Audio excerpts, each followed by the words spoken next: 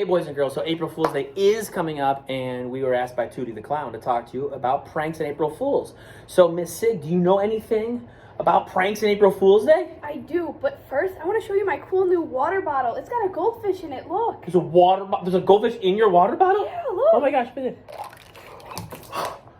Sig! Oh, I'm soaking wet. sorry, Mr. Duty. What the heck? Was there a goldfish? No, it was just a prank. Oh, well, I think a prank's supposed to make both people laugh. Did that make me laugh? No, I thought it would, but it didn't. We set that up, right? I am really covered in water, but we set that up. Miss Sig and I have been spending some time today trying to find information out about pranks. And we think the things that we kind of learned, Miss Sig, is that a prank should make both people what? Laugh. Both people laugh. We also realized it shouldn't hurt anyone. Right. And it also shouldn't damage anything that belongs to someone. Right? Like I had students a few years ago on April Fool's Day. They'd take like someone's journal and they'd rip their page out and go, April Fool's! Well, like, is that really April Fool's? No, that's kind of just a mean thing that you did. So today here at Prank University, we're going to give you some examples and you're going to decide if it's a good prank or if it's a not so nice kind of bad prank. So, you have that piece of paper? I do. All right. Read them out. We're going to decide what they are. Either a good prank or a bad prank. Okay. We're going for good pranks. We're going for kindness. Oh, that math lesson was supposed to be a kindness lesson. I forgot about it, but that's okay. All right, so a Mentos pop bomb. So you put Mentos are candy. Yep. Okay, I put them in. Pop and in ice Yep. first. And then when the person puts it in their pop, It explodes. and the soda shoots all over them and probably ruins whatever they're wearing. As funny as that might sound, I'm going to say that's not a good prank to do. Yeah. Okay, give me some else. All right, stick some paper bugs on the inside of a lampshade. So when you turn it on, it looks like there's bugs in Oh, there. and my mom would be losing her mind.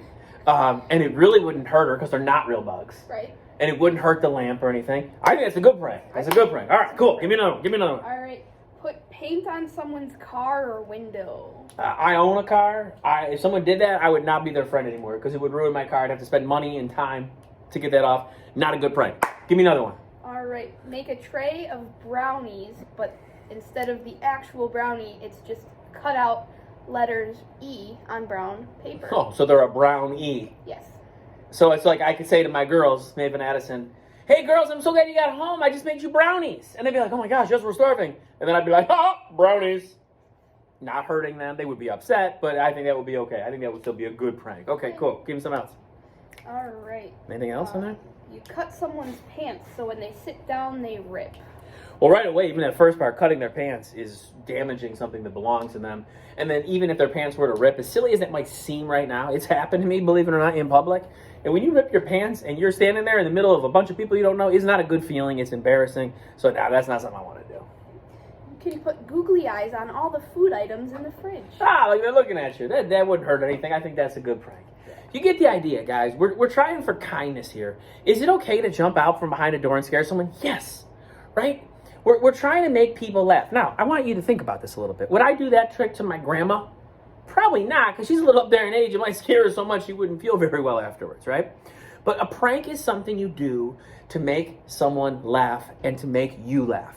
If you're the only one laughing, it's not a good prank, right? That's kind of just being a jerk, if I'm being honest, right? So, what you're going to do, I'm going to tell you what our prank is. Tomorrow, my kids don't know this because they're not going to see it until they see this video. But tomorrow, I'm going to tell my kids that Mrs. Moeller, our principal, has demanded that we all take a spelling test. And that's not something we typically do. And I'm going to give them 10 words, but I'm going to give them hard words. And I'm going to give them really quickly. I might go, number 1, catastrophe. They'll be like, how do you spell? Try best. Okay, number 2, brachiosaurus. Number 3, cumulonimbus. Right? I'll just I'll name ridiculous words and see if I can get them a little worked up by that. Now, is it going to hurt anyone? No. If they get upset, I'll say, guys, it's just for fun, right? And that'll be my April Fool's joke that we're going to do. Now, I want what you're going to do is you're going to design and do an April Fool's joke and tell us what that April Fool's joke is on the next page. We'll show you that in a few minutes. But your job is to design your own April Fool's joke. Maybe you had one with a toothpaste you found. Yeah. Right? You can take toothpaste, like Oreos. Yep. Scoop off the filling. Yep. And then put toothpaste instead. And then someone goes to bite it like, oh, I'm so ready for that Oreo. And they're like, that might be a funny one to do. Again, live under these three little rules. And if you live under these 3 rules, you're going to be fine. Number 1, both people should laugh. Number 2, you shouldn't hurt anyone. And number 3, you shouldn't hurt anyone else's property. Right? If you're doing those things, if you're damaging someone or hurting someone or making them not feel good, that's not a good prank. All right? So let's have some fun with it.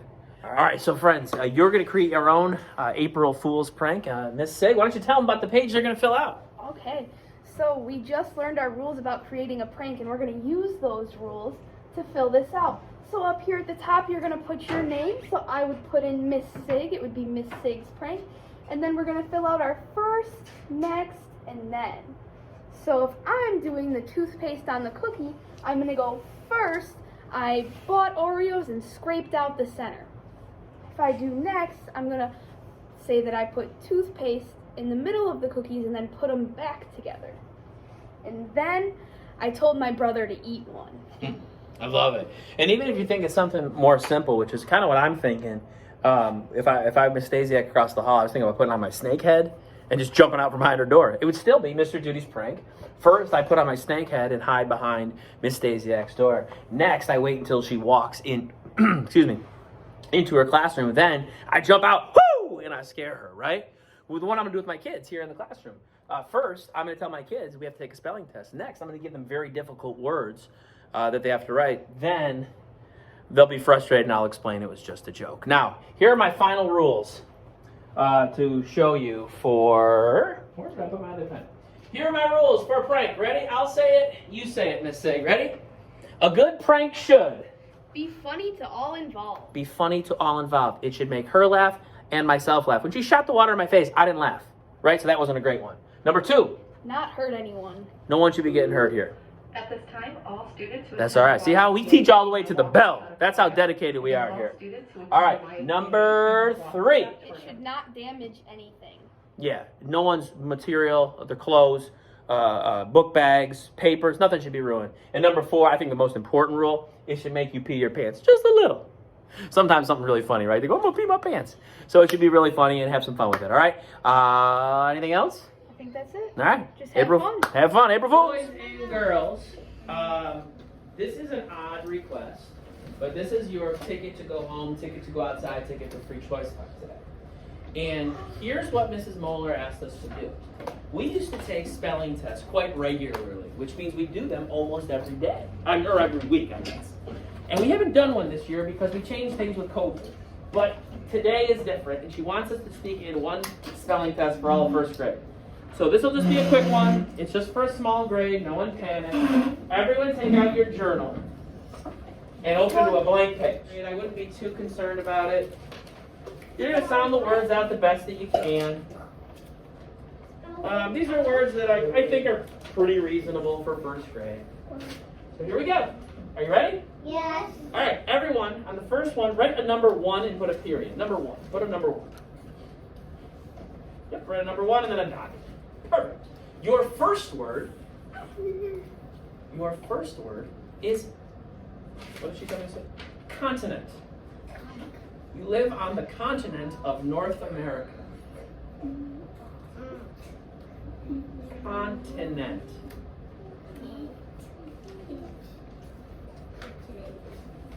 I think I got it. Your second word is vascular. Vascular.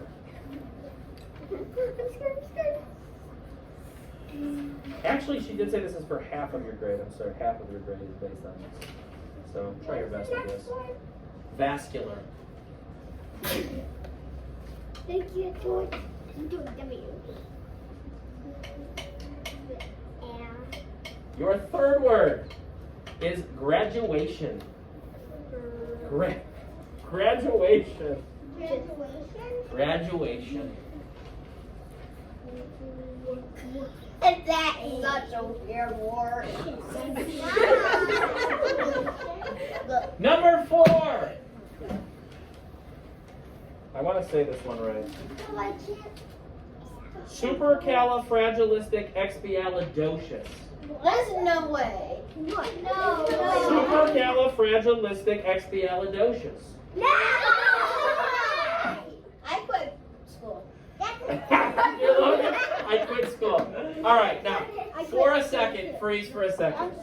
I watched some of you get upset and worried. I promise you, you know me well enough. Do you think I'd ever do anything to hurt you? No. This was, guess what your last word is?